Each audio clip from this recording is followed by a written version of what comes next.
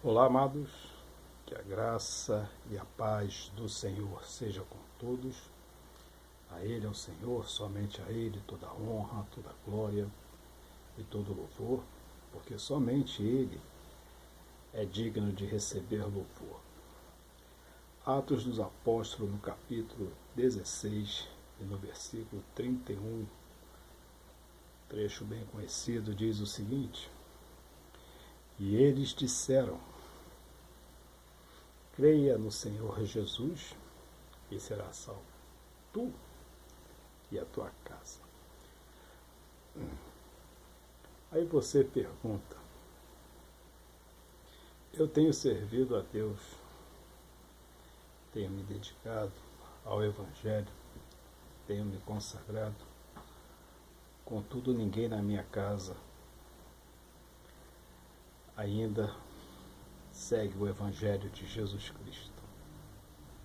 Outros vão mais além e dizem: eu servi a Deus, sirvo ainda a Deus, sou consagrado, sigo os mandamentos de Cristo, e alguns dos meus parentes, da minha família, morreram sem salvação em Cristo Jesus.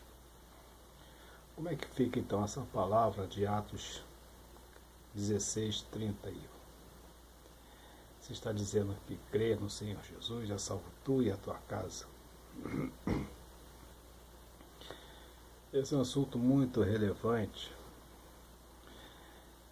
e não é, na verdade, um assunto que vai abranger todos os que crerem.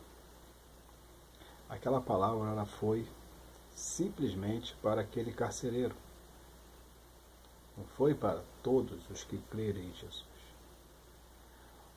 Os apóstolos Paulo e Silas, que estavam sendo libertados daquelas prisões por um anjo, eles perceberam naquele homem, porque ele era um carcereiro. E naquela época, o carcereiro que permitia que os presos fugiam, eles pagavam com a própria vida. Ou então, nesse desespero, dizem: agora, o que devo fazer para me salvar?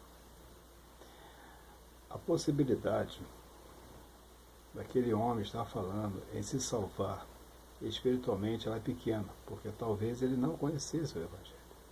Mas ele pode ter sido evangelizado por Paulo e Silas ali na cadeia, porque os apóstolos, quando eram presos, eles costumavam a evangelizar tanto os presos como os carcereiros. Então, a possibilidade maior é de que ele já tivesse ouvido a respeito de Jesus Cristo e que Cristo salvava. Mas existe também a possibilidade de salvar a sua vida. Mas veja bem, e se ele estivesse falando de salvação espiritual? Certamente aquele homem morreria assim que o dia amanhecesse. E ele estava preocupado em salvar a sua vida. Será que essa informação chegaria à sua casa, como os apóstolos falaram? Será salvo tu e a tua casa? Será que ele teria tempo de falar do Evangelho para a sua família? Provavelmente não. Talvez outros carcereiros ou chefes da guarda recolhendo informação de presos que ali estavam, pode esclarecer o que realmente aconteceu durante a prisão de Paulo e Silas, durante a sua fuga, e até mesmo a respeito desse pequeno diálogo que houve entre o carcereiro e os apóstolos. E ali então essa informação pode chegar à sua família, e a sua família pode realmente se converter e ser salva. É uma possibilidade. Mas aquela palavra era unicamente para o carcereiro. E quando ele fala que será salvo tu e a tua casa, As pessoas evangélicas, ela tem um pensamento errado de que se ela for fiel a Cristo, a sua casa também será salva. A pessoa da sua casa serão convertidos e também serão salvos. Eu conheço, a maioria dos evangélicos que eu conheço, não tem a família toda no evangelho. A maioria que eu conheço não tem. Eu conheço pessoas consagradas que a sua família não quer nem saber do evangelho. Lá na frente eles podem se converter, claro. Pode. Tudo pode acontecer lá na frente, até mesmo esse evangelho se desviar. É algo que pode acontecer. Mas a principal meta dessa palavra, será salvo tu e a tua casa, ela está relacionado tanto tu quanto a sua casa, veja bem, está relacionado apenas a uma pessoa. Então o que seja ser tu e a tua casa? Olha só o que Jesus diz: eis que estou à porta e bato.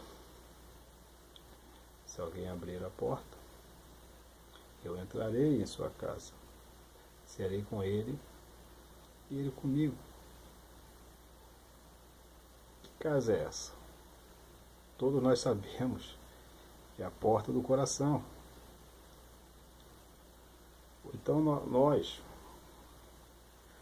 quando temos um objetivo de ser salvo em Cristo, para isso nós o seguimos, nosso objetivo maior tem que ser unicamente o maior, o único importante. Os demais não são tão importantes, mas o objetivo maior é a salvação. E o que é salvo no homem? O que é salvo no homem?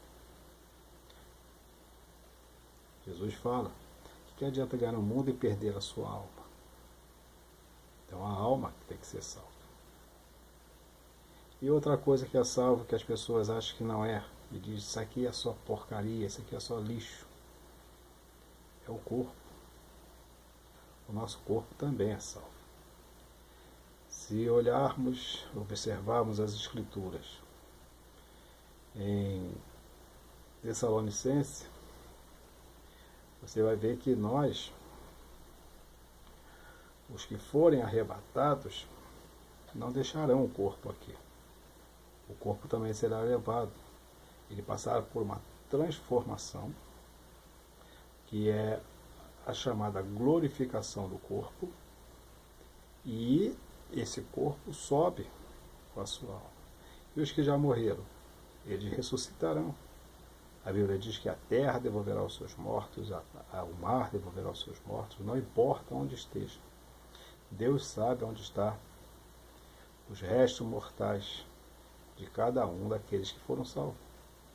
Ah, mas se foi queimado. Deus sabe onde estão aquelas cinzas. Não importa. Deus vê todas as coisas. Deus tem nanovisão, até menor do que isso. 1 vezes 10 na menos 9, 1 vezes 10 na menos 500, não importa. Deus enxerga todas essas coisas.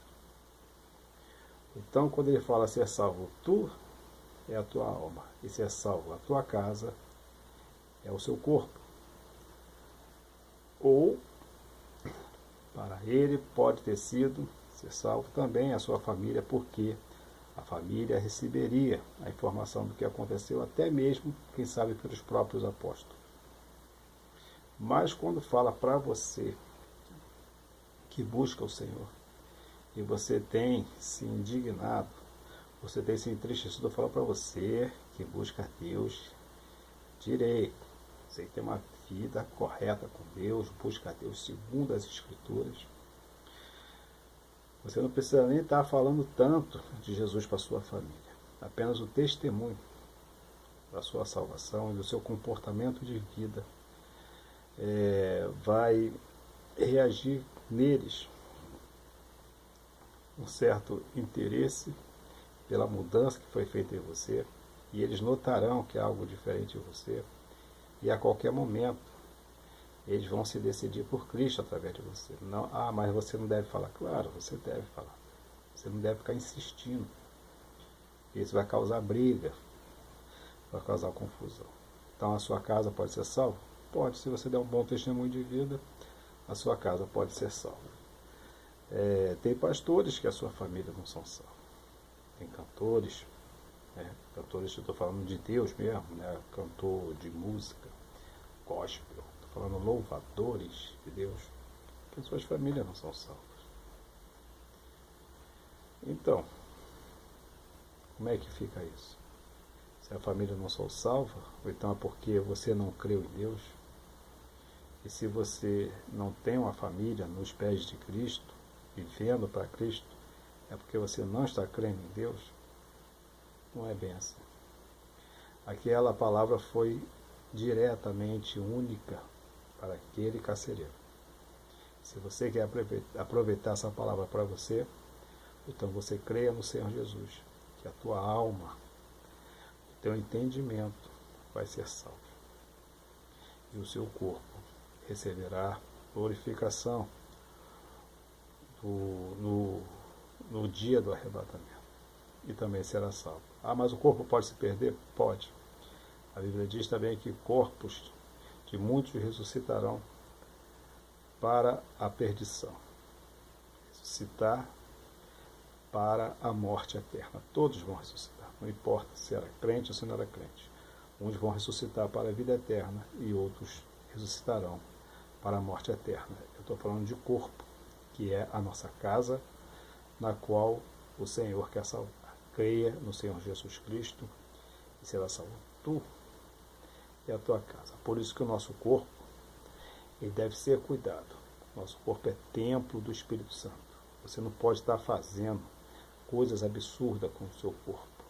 Você não pode estar dando seu corpo à prostituição.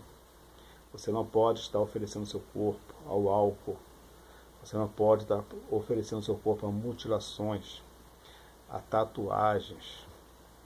Você não pode estar marcando, manchando o seu corpo.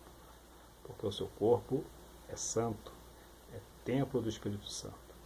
E o seu corpo também será salvo no último dia, no dia do arrebatamento. E esse seu corpo de carne vai ser transformado. Você terá um corpo semelhante ao de Cristo, que ressuscitou ao terceiro dia. Jesus é o primogênito entre os mortos. Jesus é o primeiro que teve o corpo transformado. E nós somos herdeiro dessa transformação. Então temos que crer em Cristo, para que o nosso coração, a nossa mente, o nosso entendimento sejam de acordo com a palavra de Deus. E assim salvamos a nossa alma e salvamos o nosso corpo. Ou salvamos a nós e a nossa carne. Então creia no Senhor Jesus, que será salvo tu e a tua casa de quebra. E lembre-se, servir a Deus não é difícil. Difícil é deixar o pecado. Até a próxima, querendo Deus. E lembre-se, aqui embaixo na descrição, eu coloquei aqui a minha intenção em ter esse canal. Não é ser um grande YouTube, não é conquistar riquezas, é apenas levar o verdadeiro Evangelho às pessoas que realmente querem conhecer a Deus e conhecer o seu Evangelho. Lendo você entendendo que é exatamente isso que eu quero, e se você quiser colaborar para que a nossa mensagem chegue a mais gente possível, inscreva-se no canal, divulgue, e assim estaremos juntos fazendo a obra de Deus. Um forte abraço e que Deus nos abençoe sempre.